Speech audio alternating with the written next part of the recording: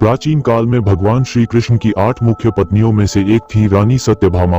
वे अपनी अद्भुत सुंदरता, अपार धन संपत्ति और अहंकारी स्वभाव के लिए प्रसिद्ध थीं। सत्यभामा को अपने रूप और धन पर बहुत गर्व था और कभी कभी वे अहंकारवश श्री कृष्ण से अपने प्रेम का प्रमाण मांगती थीं। एक दिन नारद मुनि श्री कृष्ण के महल में आए और उन्होंने सत्यभामा से कहा, रानी, क्या आपको पता है कि श्री कृष्ण सबसे अधिक किससे प्रेम करते हैं? सत्यभामा ने तुरंत उत्तर दिया, निस्संदेह मुझसे ही।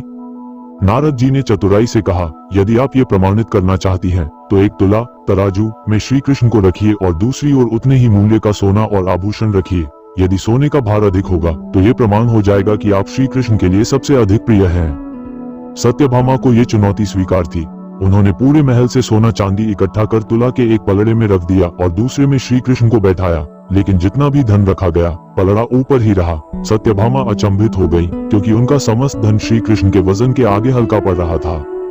सत्यभामा चिंतित हो गई और तब नारद जी ने कहा, रानी रुक्मिणी से सहायता मांगो, शायद वे तुम्हारी मदद कर सके। सत्यभामा के पास कोई और उपाय नहीं था, इसलिए वे रुक्मिणी के पास गई और सहायता मांगी।